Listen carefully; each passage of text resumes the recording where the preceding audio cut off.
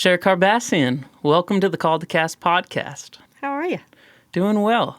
So the first time I met Cher was at the Lake Athens Lunker Database Influencer Retreat, and you were a guest. Mm-hmm. You were invited. I wasn't invited. I was just someone who could come film, but Rick and I, we've been friends, so I wanted to help him out on this, and he reached out to me. I came out and filmed this event, and I think while we were at that event, I shared a little bit of my testimony of what Call the Cast was. That's and awesome. Met you there, Yeah. and then hit the follow button. And I was on Facebook one day, and I saw this post come up that read almost like a devotional. And I was like, wow. And I went up to see who it was, and it was you. And I was really inspired by it. And it was just faith in fishing. I wanted to reach out to you and talk to you about it because you do have a big influence online in the sport of bass fishing, and you keep faith forward in your posts. That's pretty much the concept of Called to Cast. And so I guess my first question is, who is Cher Karbassian, and how did you get into fishing? Well, first, thank you for having me. I'm beyond blessed that you even reached out to me to do this, and to hear that side of how I got here, that's incredible. But I got into fishing. Been doing it since I was a little girl. My family, we lived in Las Cruces, New Mexico, and I grew up trout fishing. We used to go up to, where was it? Ruidoso, and we'd go to the Indian reservation. My dad would go pay the Indians, and we would fish on the land and sit there all day and fish in our chairs. We'd catch trout, and then we'd go cut them and clean them in the streams, and then we'd cook them, and we'd, spend time camping out. It was great. Just the memories of that I'll never forget those. Just going, the drives. Yeah. Smelling the pine trees when you're going up to the mountain is just incredible. How young were you when you started? Just catching and cleaning, like when I was a kid, I'd catch them. I wasn't ready for the cleaning yet. Yeah, I was probably 5. Really? I was probably 5 years old. Yeah, we used to do it. And my mom tells me that I used to, everywhere we went, that's all I ever wanted to do was fish. I mean, my grandpa used to call me Pocahontas because I never wanted to wear shoes. I was barefoot all the time. So I was just a kid that loved being outside. And I grew up as a tomboy. I wanted to play football. I wanted to do everything that the boys were doing. And, I just enjoyed it. And then, I got a little bit older and we moved to Texas. And I still kept fishing, but not like we used to when we used to camp out and stuff. And then I met my husband, and he introduced me to bass fishing. And my very first bass, I was pregnant with my first daughter, and we were fishing Lake Fork. Ooh. And of course, the infamous stumps there. Yeah. I'm like, I think I'm stuck. And then all of a sudden, my line goes, zip, and I was like, oh my gosh, I have a fish on. So I stick the butt end of that into my belly, my pregnant belly, and I'm reeling it in. And I always tell my oldest, I said, you helped me catch my very first bass. But that wasn't what really set me over the edge. It wasn't until I got on a kayak. When I got on a kayak, there was just something about it. I was so close to the water. Like you could see into this clear water, and it looked like I was looking into Atlantis, but for fish, and the fish were moving around, and it was incredible. And since then, I became obsessed. I'm a little obsessed about it now, but I love it. That's okay. I think a lot of us are. I know a lot of people, they start from the bank, and then, those of us who are financially irresponsible go and get the boat. But you brought up kayak angling. What have been some of your most memorable experiences? Like, what got you into kayaking? And then what would you say the difference between that bank and kayaking angling has been? So there was a place that we used to go bank fishing. And I can remember my husband going, I want to be out there. Like, I want to get out there. That's where the fish are. And I was like, yeah, whatever, okay. I wanted a boat. I wanted a boat. I was like, no, let's save our money for a boat. And I went out of town, and he sent me pictures of him and my youngest on a kayak fishing on that pond with bass. And I went, oh, no way. And so when I got back, of course, I went out onto this pond, and that's what started it for me. That's what just, and the difference is, yeah, from the bank, it's great. It's fun. You can catch fish. I mean, you can make the most of it. But when you see out what's out there and you go, I want to see what's out there. I want to catch something out there. There's got to be something bigger out there. Of course. So that's that, kayak and bank fishing, they're both fun. They're both great. They just take you to different places. Did you experience any bit of like a struggle learning how to fish from a kayak? Because I got invited by our producer. He's a big kayak angler, and this is when I'm well into my tournament series. And he said, "Hey, there's a Wednesday night coming up on your home lake. It's a kayak tournament. Would you be down to do that?" And here in my mind, I was like, kayak tournament, traveling series on my home lake? I thought, oh, I'm winning this. I did not realize, one, how much work is involved. And the biggest struggle I had was getting the fish in the boat. I could not figure it out. I lost my first 3 fish. I'm just struggling with it on the side of the boat. It was one of those foldable, collapsible nets. Oh, so that's probably why. Yeah, I had the fish, floundering around on the side of the boat, and I'm trying to figure out like what angle to get this fish from. And so I lost the first 2, and then on number 3, I decided to boat flip it, and I flipped it too far, and I tossed it over to the right side. I think I measured, instead of weigh, and I measured 1 fish for that night, and I just looked back on it. I was like, if I knew what I was doing out there, like in that setup, I probably could have walked away with that tournament. But did you find any issues transitioning to that? From the bank, when you don't know anything, you just get out there and start learning it. Now, kayak to a boat, much different for me. Really? Yes. I don't know what it is about me sitting in a kayak. Like, I feel like I have this control of being able to set my hook. But when I'm standing on a boat, and I also have the control of knowing where I want to go. I see a spot, I want to go there. It's hard when you're fishing with a partner and somebody's in control of the boat, and you have to let them, and you're just kind of going, okay, let me go here, let me go there. I don't know. It's hard. It's much different for me on a boat than a kayak. I don't know what it is. I guess it's because I'm so set in my ways. I have everything set up. Like, I know where my net is.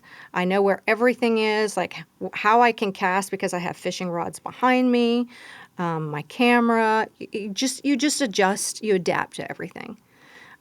So when I go onto a boat, it's like I have to adapt to somebody else's ways. You made me realize something. I didn't realize how much of my fishing strategy relies on, I guess, my routine. Because I noticed fishing with one of my high school anglers, we're running the live scope and all that, and he went and set up on a brush pile. And just the difference from the distance he likes to set up on it versus where I usually set up on it, or the angle, it really threw me off. And I didn't realize like how fine-tuned, I don't know what to call it, but yeah, my routine is when I approach fishing. And yeah, I could definitely see how I'm making that transition. It's a big difference. That's interesting. I've never thought of it that way. Well, it's the same thing like when I go fish and I'm unloading. Like, I have a routine of how I unload everything and load it onto my boat. And then when I'm done, it's like I have steps.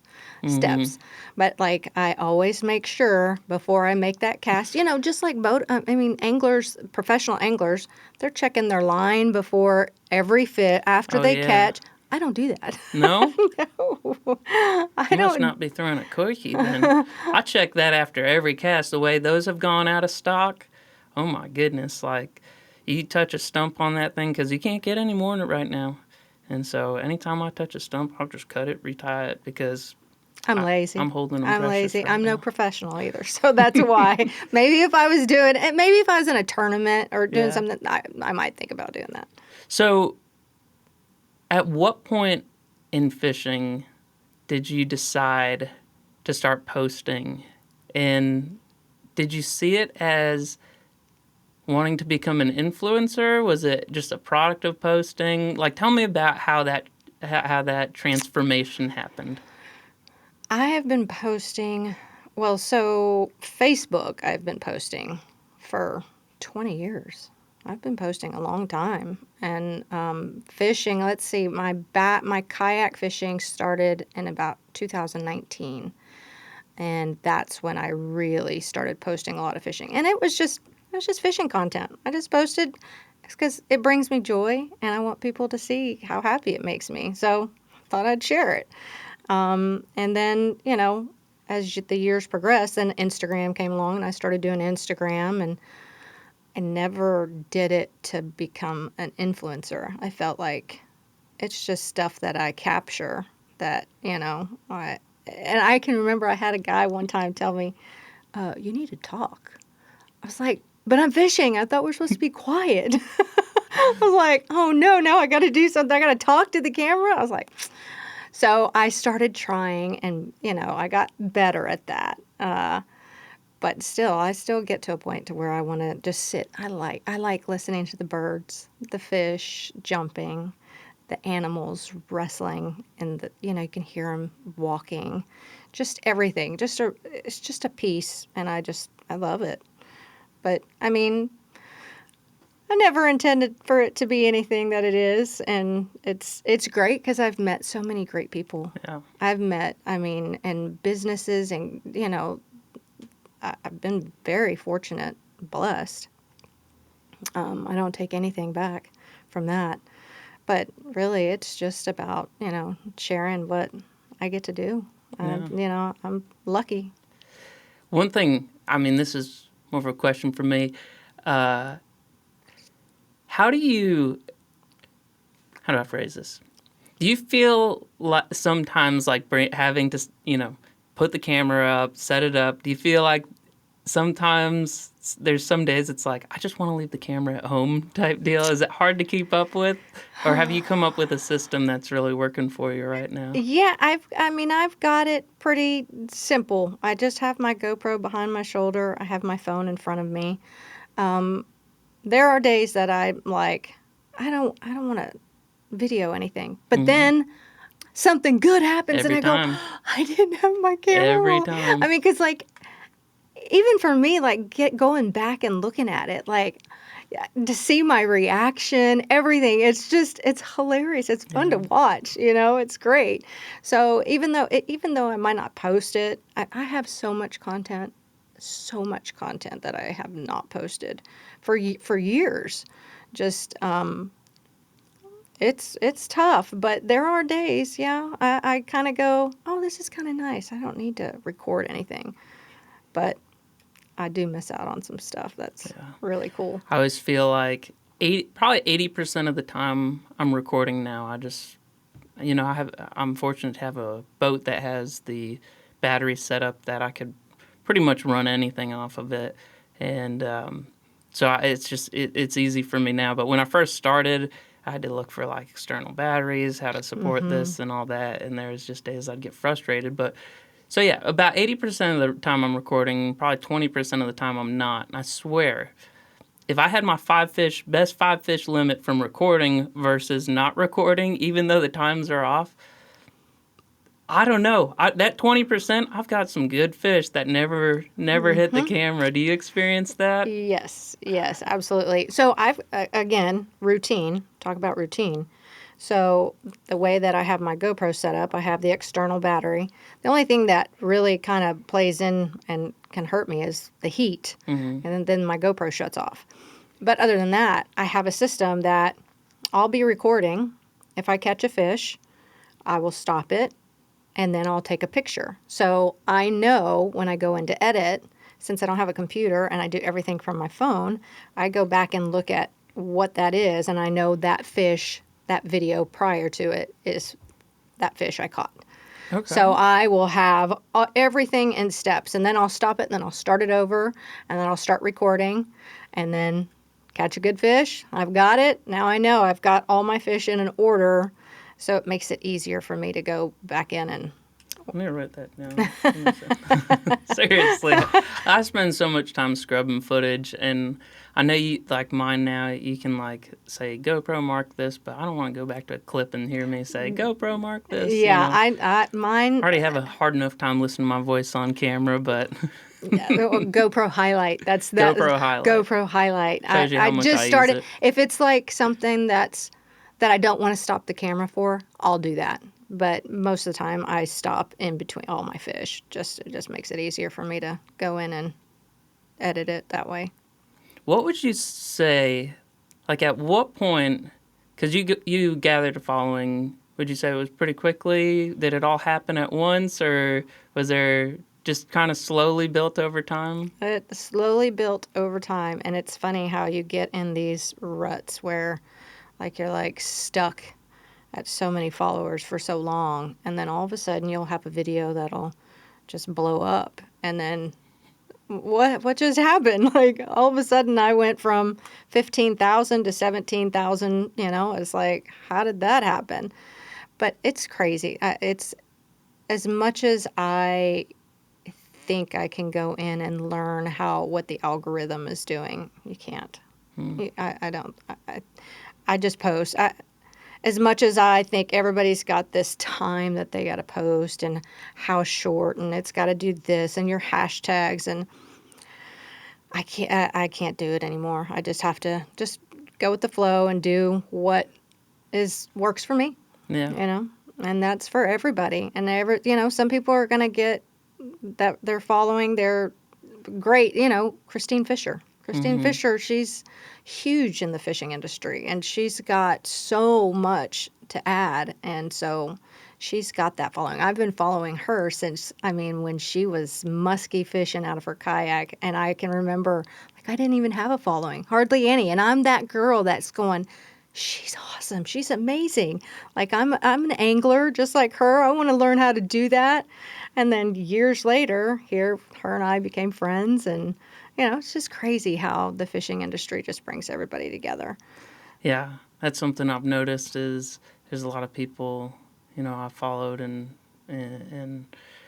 kind of aspired to be on that level, and I'm not anywhere close there, but just you don't realize if you put an effort into like getting to know people, it's a very tight-knit community. Absolutely. You can meet a lot of people really quickly, and that's kind of how it's been in the last year. You meet one person, and then they know this person, and then it almost brings that 6 degrees of separation down to like 2 once you get in the bass community, and we all have the same passion. Yeah. It's the same love and passion for the outdoors, and it makes it so easy to connect with people and talk about great things.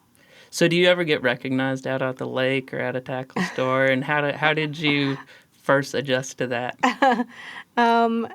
It's funny. Yes, I remember the first time, I think I was fishing Lake Athens. It was my husband and I. And my husband's on his kayak, and somebody on a boat was like, they asked my husband, "Is that Cher Karbassian down there?" He goes, "Yeah, that's her." And then, and I don't really think anything of it. I'm like, "Okay, hey, how's it going?" But I went to a tackle shop the other day, and I had this guy that walked up. He was like, "Are you Cher?" I said, "Yeah." And he goes, "I follow you." I was like, "Oh, great. Thank you." I said, "I appreciate that." And we actually sat and talked, and he asked me questions about fishing, and, I gave him some pointers and some tips, and I was just like, how cool is that? But it's funny to me because, like, when somebody says, "Oh my God, she's famous." No, I'm not famous. I'm not famous. I'm just a girl that's on Instagram and shares what she loves. And just so happens that some people like to watch it, and I love that. I think it's great, but I never want to be thought of as somebody famous. It's like, no. Well, your content definitely has quite a bit of reach. I wanted to share this with you. I come from a family, they do not fish. My dad will fish with me. He took me fishing as a kid, but a lot of what I learned from fishing was either self-taught or from some friends. And so I have an older sister and a younger sister. And it was about a week ago. My older sister, she'll entertain my fishing hobby every once in a while by sending me some reel that she stumbled across. And one of the first ones she's ever sent to me, because she, like I said, she'll entertain it.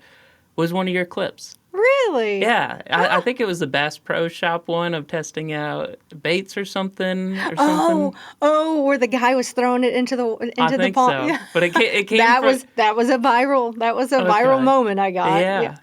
I was Yeah. in Denham Springs, Louisiana, and we were walking around and I saw this guy throwing into the pond and I was like, "Do you work here?"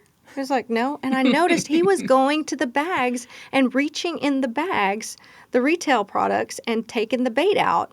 I And I don't was think that's like, allowed. "No, I don't think so either." And I thought, oh my gosh. So he grabbed this one and he tied some fishing line around it. And I went, whoa, let me video this. I was like, I got to see what happens. And sure enough, he did one where he was in the water and the fish didn't really react. But then he threw this one and he threw it out there and the fish just went after it. And I went, okay, what kind of bait is that? I bought that bait. And I was like, Yeah. are you sure you don't work here? Because I was like, dude, like you could be a salesman for that. Just show people that and people will go, oh, I want that. Yeah. Because that's what I did. And that bait works. Really? Yes. Will you share what it is? Or Yeah, is that it's gonna a be Zoom. It was a Zoom trickworm. It was pumpkin seed. It was pumpkin seed, and I threw that wacky. And you know what? And I started really looking at it. If you look at it, it looks like an earthworm. The color of an earthworm. And so when you wacky, you just throw it out there. It looks just like a worm dropping in the water. I was like, this thing is phenomenal. But yeah, that became a viral video, and I was like, no way. viral enough that my sister in Massachusetts, it came across That's her so feed some way cool. or another through. That's super cool. I love that. So, talking more about fishing, how would you describe yourself as an angler? Like, what is your favorite approach to fishing? Baits? I just like to be outside. Yeah. And now that I know a little bit more, I mean, when I first started, it was a Texas rig pretty much all the time. And we had a kayak, we had no pedals, we'd anchor down, and I would Texas rig pretty much every little spot, and you start feeling what it feels like on the bottom. And then I started watching videos. I started learning, and I'm like, there is so much to learn about fishing. There's so much. I mean, where they are in the water column, what they want, what they're feeding, what time of year it is. There's just crazy. So now for me, when I go fish, most places I'll start a drop shot just to see if they're close to the bottom. It's trying to figure out where they are. It's either, I'll throw a wacky, Texas rig, drop shot, Carolina rig if I go deep. Those are probably my favorite techniques. The drop shot, Carolina rig, wacky. I used to throw a fluke all the time. Yeah. All the time. I still love it.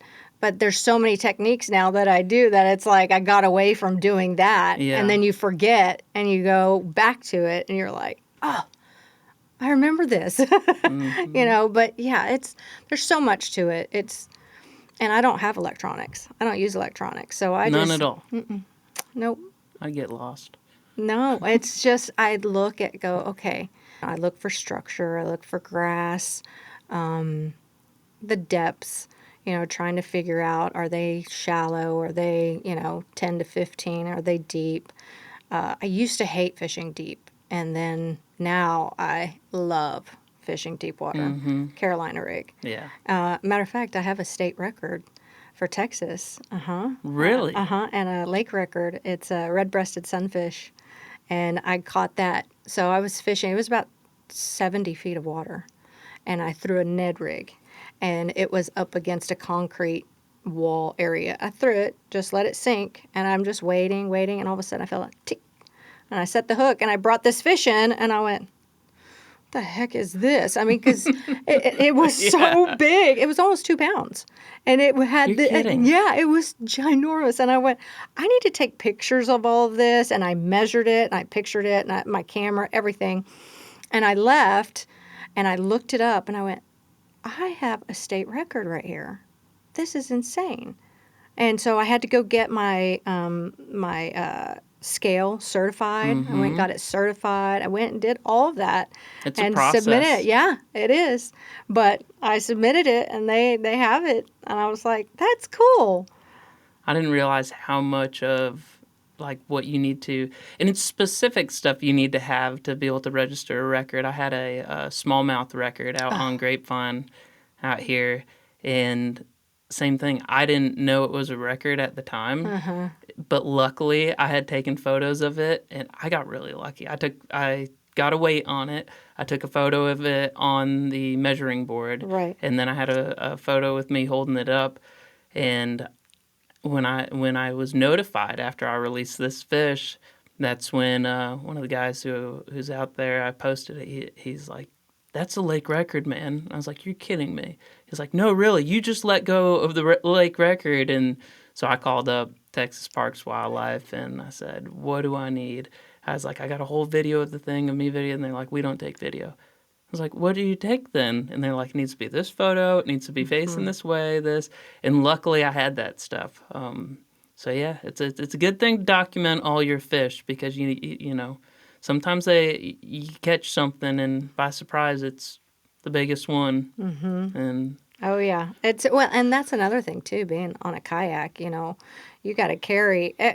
The kayakers, they measure everything. They don't really weigh. I don't really weigh fish unless they're 22 inches or bigger. But now I've caught quite a few big fish that I'm starting to go, okay, that's worthy of weighing. yeah, But I heard you mention that you just like being outdoors. Does it bring you peace? How would you describe being out on the water? What does that mean to you? yes, peace. It takes me away from thinking about everything that's going on. We're so distracted by so much today. Our phones. If I sit at home, and there's a lot of good stuff I can get off my phone. I don't watch TV. I'm on my phone, but I learn a lot. I watch fishing videos. I read scripture. I mean, there's a lot that I get, but sometimes like your brain can just go, oh, here, let's go here. Oh, let's look at this. And then you're on a tangent and trying to figure out what did I start doing? But no, fishing takes me away from that. I don't think about bills. I don't think about anything. I'm not on my phone. I'm sitting there listening to the running water, to kids playing outside, just the kids laughing. It takes you back to memories. It takes you to places.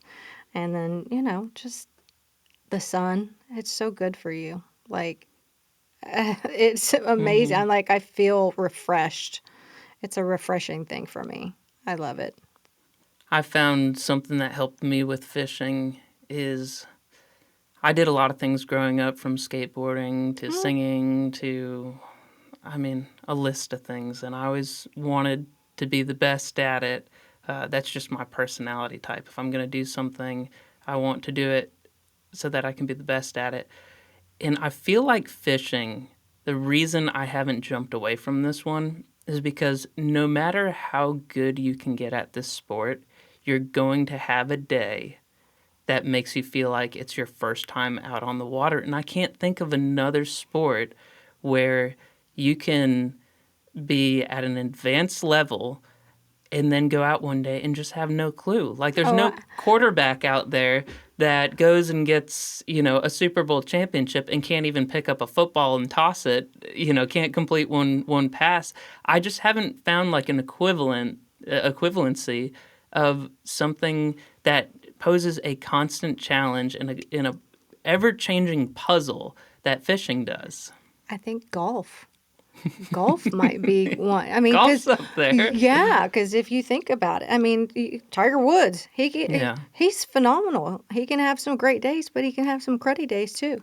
It's the yeah. same thing with fishing. I mean, as much as you think and you think you can be perfect at it, there's no way. There's no No. way. There's so much to learn. But that's what I'm saying about fishing. It's just, it's to me, it's like going to a slot machine, putting a quarter in, and every time you pull that handle, you think you're going to hit a jackpot. Yeah. You know, oh, you get $1 here or $5 here, and it keeps you going and going Yeah. until you hit that big jackpot, and then you want more. It's Yeah. like catching a big fish. You catch a True. giant fish, and then you go, I want to catch one bigger. I'm going to catch one bigger. Then we come up with our strategies of, oh, this area of the casinos, that's where it's going to pay out. This is my Right. lucky machine Right, here. right. It's the Oh, you same have thing to with hit lucky max bet baits. every time. Yeah, it's all the That's a things funny you. analogy. Yeah. Yeah. Uh, yeah, it's something I always come back to. And it I just can't. It provides so much fun and such a challenge each time. Mhm. And right when you think you know what they're doing, some days you know exactly what they're doing and you feel like the best angler in the world. And then some days they are doing the complete opposite. It always takes me back to one tournament where we were fishing Texas, dead center of August, 100 degrees out, and the winner ended up catching like 25 pounds, and they said in like 2 feet of water. I Mhm. was like, that broke every rule I've ever been taught about this sport, uh, but it still happens. Yep. Yep. So, I mean, I love fishing in the summer. I've caught some of my biggest fish in the heat of the summer. Um, and yeah, it depends. I mean, you can find them in where you feel that water and it's so warm, and you're like, what are they doing here? right. But yeah, you can catch them in there. Yeah. So, what I brought up earlier, I definitely want to ask you about and learn more about. Um, how do you feel faith and fishing are intertwined? Have you noticed a relationship between the two? Um, for me, yes, because like I said, it takes me to a place where I'm outdoors and I'm so grateful for what he has provided for us. So I can sit out there and speak to him and talk to him. I can remember when COVID happened. COVID happened and they were shutting everything down. And I would drive to Glen Rose to go fish this lake, and I would sit out on the lake and cry and just go, Lord, please don't let them take it away. Don't let them, because that was my out. That was my Hmm. way to, and I just felt this nearness. And it's just, I have my moments where I get out there and I can cry and I don't have to worry about anybody around. And it's just him and just his peace. It's great. I mean, I'm sure not everybody feels that way. Yeah, I've noticed you're quite public with your faith. Tell me about that experience. What gave you the courage to do so? I want to share. I want to share my faith. And even if it's just a devotion that I read every morning to be able to share with people, that to me, I feel like it might help somebody. You mentioned the first time you were recognized was at Lake Athens, and I had my first, I guess, public recognition from someone I've never met before, and it was a couple weeks ago. And this young guy came up to me while I was fishing. He's like, called the cast. Are you that YouTube channel? I said, yeah, I have a YouTube channel. And he was like, man, I love that. Love what you're doing. I love the message behind it. And he said something that changed my perspective on what we're doing. And he said, man, I think it takes a lot of courage, and it's really brave of you to go on and speak about your faith like that. And he's like, because that's going to put a target on you. The enemy will try and keep that from happening. And he's like, I just pray you keep going forward and do it faithfully. And there was something about that interaction that I guess when I was a kid, I always thought um, being recognized as an angler, it might have been through, oh, I'm going to be a great angler one day and they're going to know me for my talents.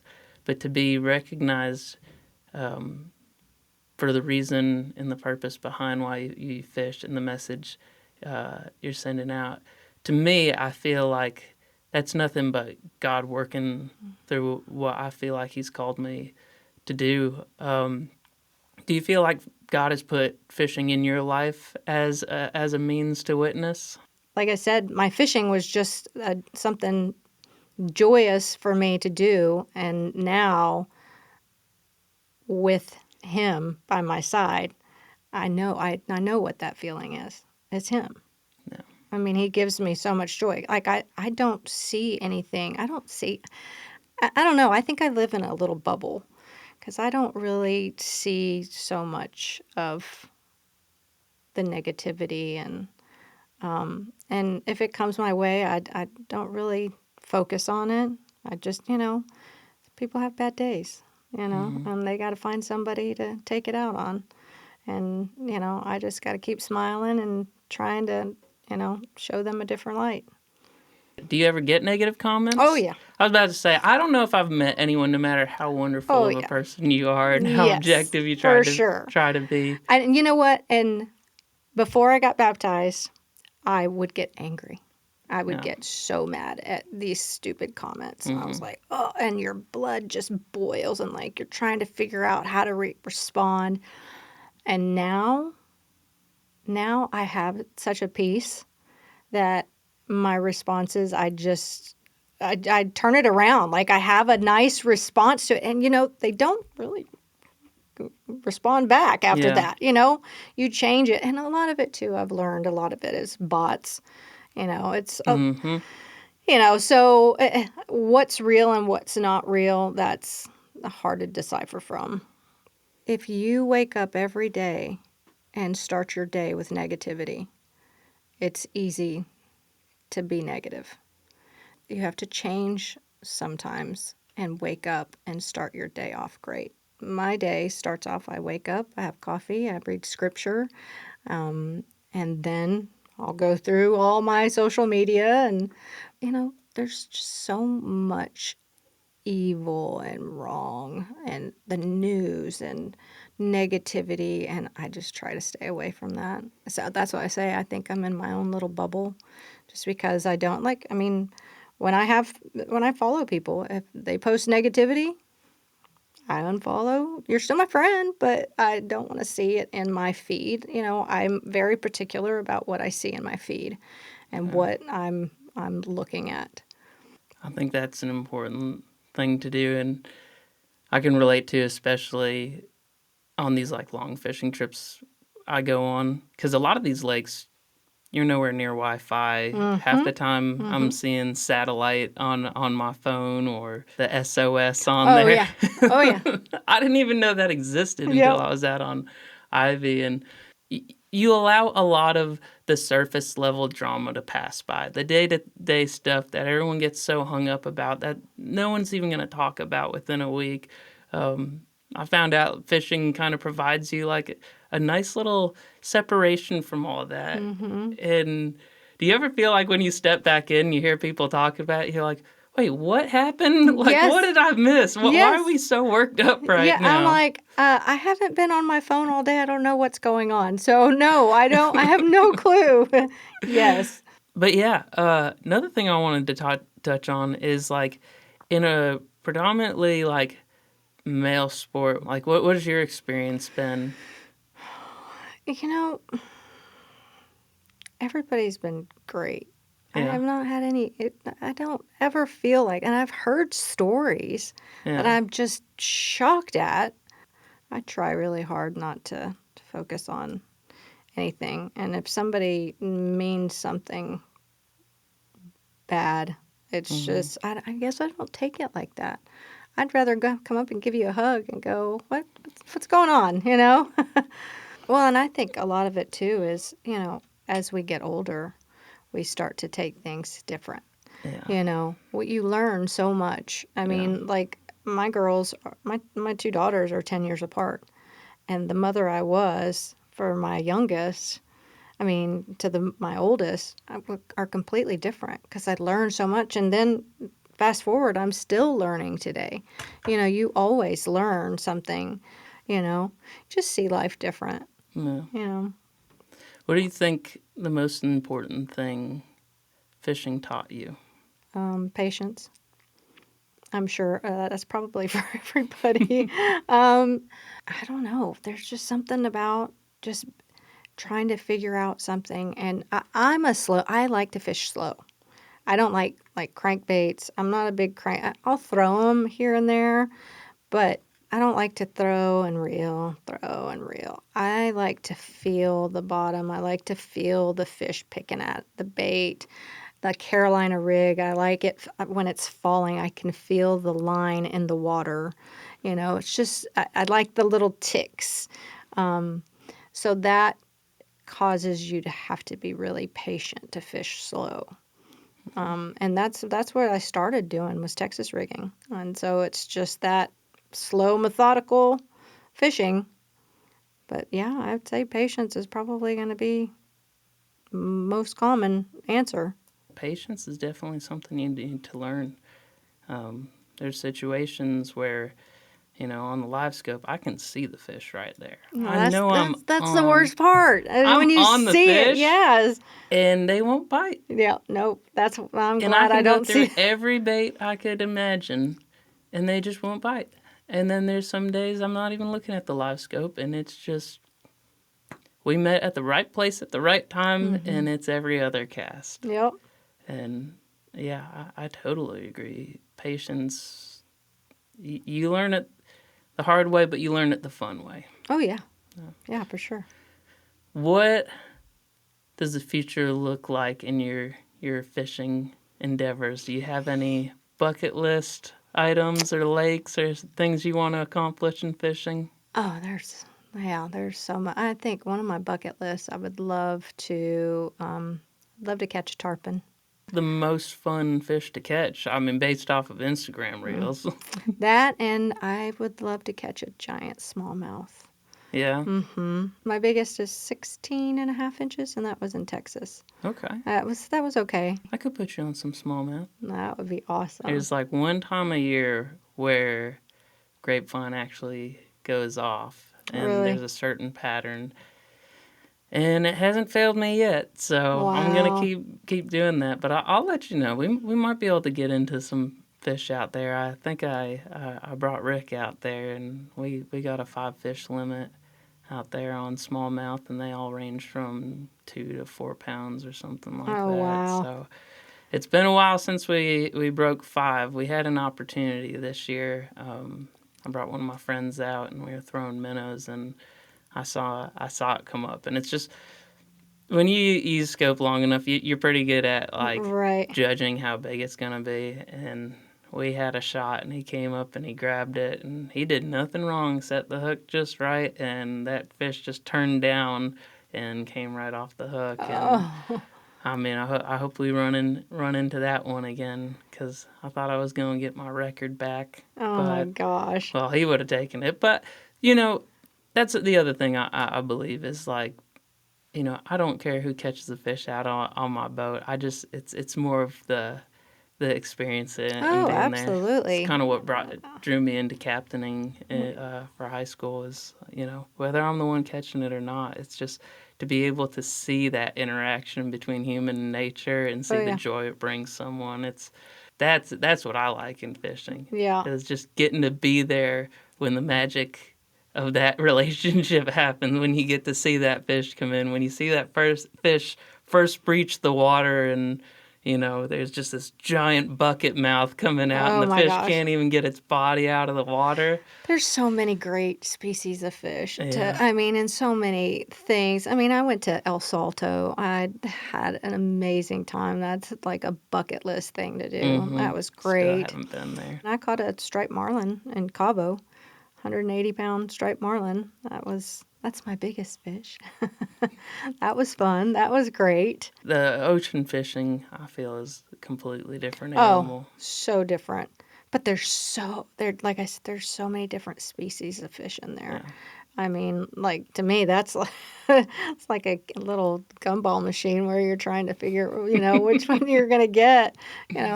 But yeah, I love saltwater fishing. Love that. Yeah. I just started doing that not too long ago, so that's really got me intrigued.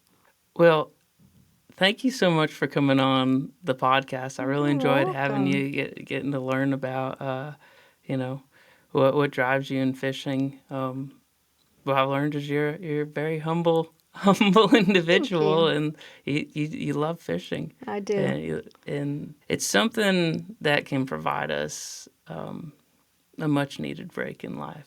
And I wanted to give you an opportunity.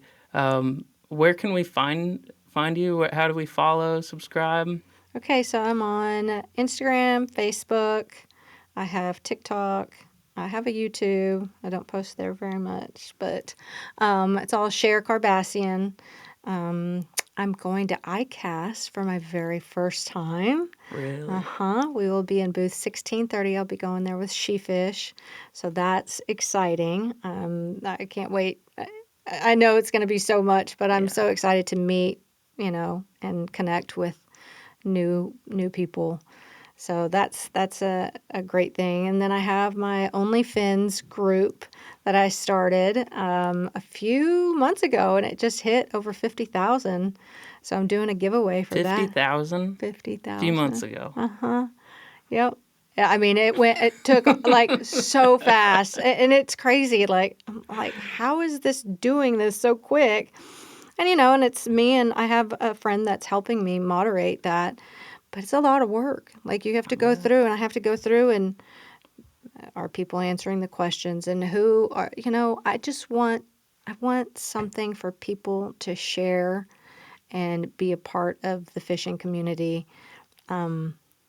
without so many bad things, negativity and stuff. So, you have to pick and choose what people are posting and what, you got to go through a lot of negative stuff. But I love that people get to share. That's why I do it. All right. One final message from Cher Karbassian. What would be your message to the up-and-coming angler who's looking to get into fishing? Don't be hard on yourself. You're gonna fail. Master a technique. Don't do too many things that everybody else is doing. Find one and focus on it, and figure out what it is, what the touch, the feeling of what you're through the whole fishing experience, and just enjoy being outside and what's around you. There's so much. There's so much around that you don't even realize. Well, thank you so much for coming on Thank the you. It podcast was and great. I sharing what appreciate it. fishing means to you. And you're a big influence to a lot of anglers out Thank there. you. And it's cool to see that what started as a hobby is now giving back to so many and inspiring so many anglers. So And that makes me happy to think that I can inspire somebody. So it's been a pleasure having you on. thank you so much. I appreciate it.